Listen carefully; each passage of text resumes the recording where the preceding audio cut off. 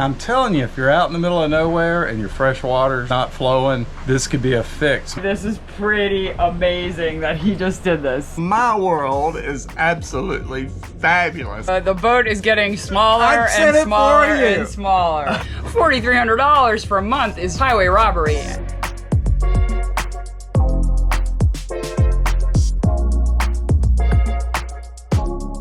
There's one super big emergency on a boat.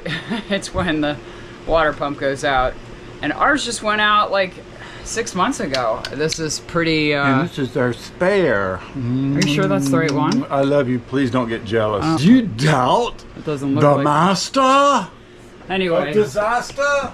So we don't know what's going on or why this one failed so quickly, but this is the second pump that has failed. Well, actually, since we have the pump failed and the accumulator failed, but this one's failed after 6 months, and yeah, so, no bueno. I bet the accumulator breaking had a lot to do with this pump failing way sooner than it should have. I wish we had other options besides Jabsco. Really not super impressed with their products at this point, but well, need to find some other options. We have the power coming in here. Black is your negative, and so just to make sure it's not a breaker issue, we have our multimeter. So here is the negative, here's the positive. We have 13.71. So we're getting power in. Basically, I'm just pretty much in awe. I am in awe.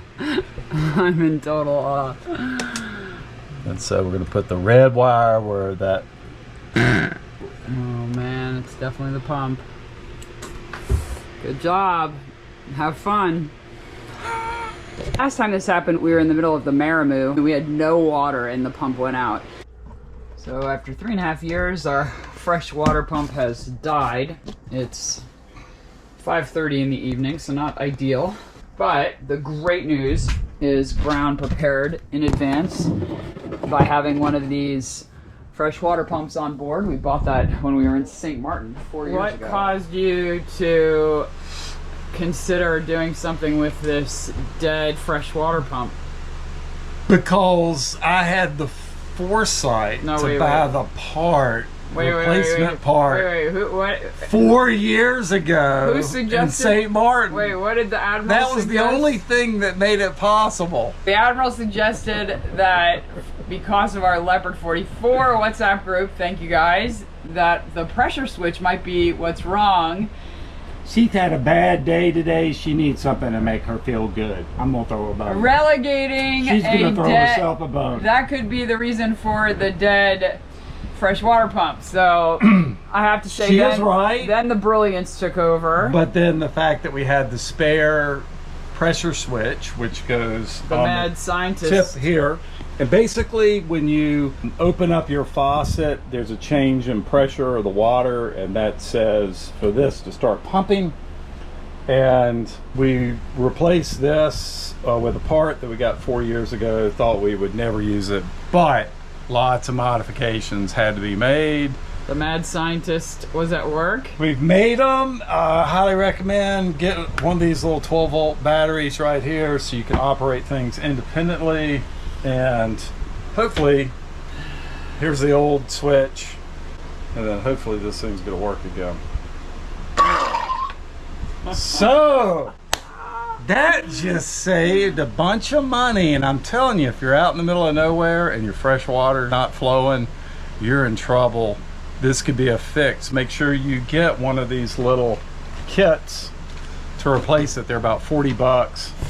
And if you knew that 10 years ago this was the only tool that the captain owned and knew how to use, well, maybe he didn't even know how to use it, but he owned it, I would have to say this is pretty amazing that he just did this. So we got another working pump again.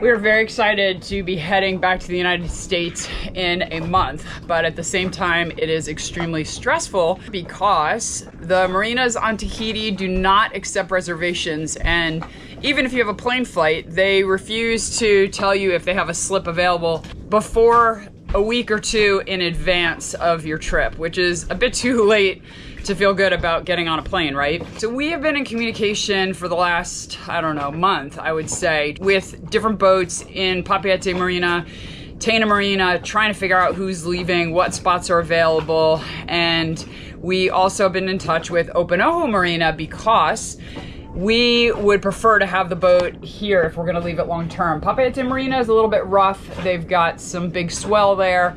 They also have some theft. It's right in the city, so our comfort level would definitely be higher in Opunohu, in Moorea. The problem is we thought we had a med mooring, but the boat that we were supposed to take its place decided to break their contract and stay at home an extra week, which is really frustrating because they knew that we were gonna take their slip on April 1st. They didn't care. Basically, we're a month out, and if we had to go to Papeete Marina, we probably would have to leave this weekend. There are very few catamaran slots there in slips that we would actually feel comfortable being in. Because the northern swell is this time of year, it really rocks your boat. And we've seen lines snap, we've seen boats in distress, and we just don't want to deal with that. So we really don't want to go to Papeete. If we have to, it's the cheapest, which is a good thing. The negative thing is you would have to pay for an extra month of being there because you have to go in so early to be guaranteed a slip. And it's really who you know, because you have to contact the boats that are already there and try and get into a slip. So this is a long story, but today we learned that there is a possibility of a boat leaving Opunohu, and we are riding our bikes over there. It's 13 miles one way to drop a deposit off. This is the only marina that takes reservations. And this is an example of different cultures. We are guests here, and they run things the way they want to run them. Just so happens pretty much all the marinas in Tahiti and Moorea are run by the government. So it's kind of a laissez-faire, like, First come, you first guys serve. do all the work for us type of thing, and it's just the way it is. Taina Marina is $4,300 for the month. Papeete Marina is like $1,500 for the month. Opunohu Marina is $1,500 for the month, and the last marina, Vaiare, doesn't have any room. Well, there are a couple of other marinas that are really small, but they're filled with local boats. So the reality is that if you want to pay $4,300, I think we could probably get into Taina. They're actually really good communicators and they work with you, but $4,300 for a month is just, it's highway robbery. For us, anyway. Let's face it, why would you want to leave French Polynesia unless you had to? Now, my parents are getting older, so is Eileen's. There's no real emergency. We just have not been home in 2 years. We need a break. Yeah, too. well, It's nice. I need a break. I need a break. She needs a break from me. What? The boat is getting smaller I'd set and it smaller for you. and smaller. I don't need a break from me because my world is absolutely fabulous. Anyway, that's the skinny. We've got to go because we've got a 13-mile ride ahead of us, and then we're going to meet the person who does reservations, who's so nice, and Sophia at Opunohu Marina, and hope this all goes down. And when we say ride, we're riding our bicycles. We're getting the use out of our bikes. If you got bikes, bring them here. We're getting exercise. It's awesome. It's hot. Woo. It's hot. All right, let the adventure begin.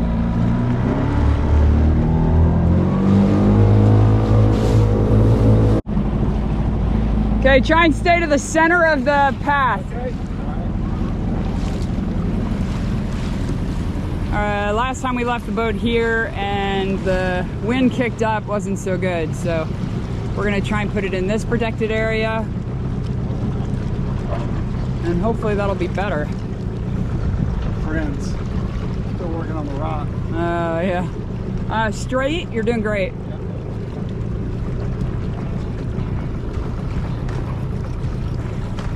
All right, you're gonna need to pick up.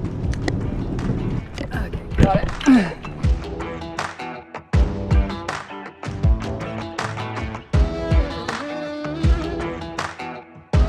And we're off. We've not really gone this way very often, have we? The food has to be really good to walk a half mile straight uphill.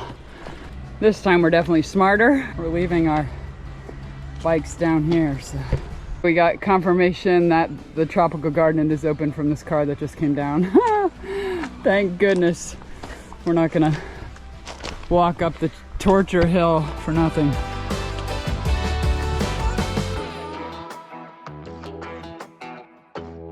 We're getting the poisson grill sauce vanille and some fresh coconuts to drink. Oh man, this looks so good. This is coconut fried crusted mahi with vanilla sauce. And now look at the little strands of coconut right there. Amazing. And then these are taro fries, and then these are breadfruit fries. So, and we also got some extra vanilla. Perfect. Thank you. All right. Bravo. Wow. Mahi with vanilla sauce is actually a local dish. We had it the first time that we came here. Oh no, the first time I came here in 2008 I had it. And it is only in the Society Islands. And really, you don't find it in Tahiti, you find it in Moorea and Taha. Where they grow the Vanilla beans. vanilla beans. So it is fabulous. Part of the culture.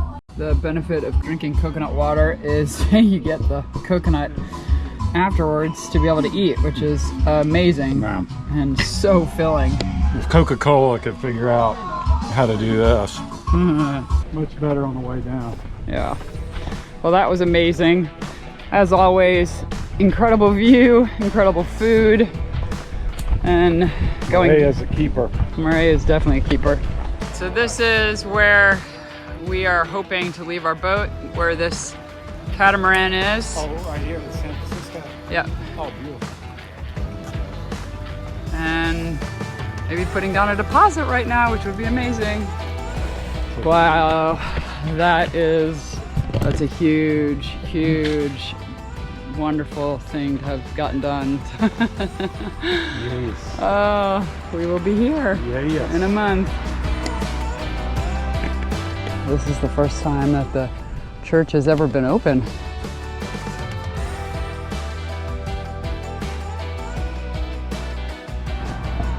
So they must have mass on weeknights, Friday night. Oh, we made it back. And before dark, and our dinghy, I hope, is still floating. Yeah, dinghy looks good. Low tide now, and this gets pretty shallow, so we're gonna have to be a little bit careful here. A little bit over. Yeah, I think we're out.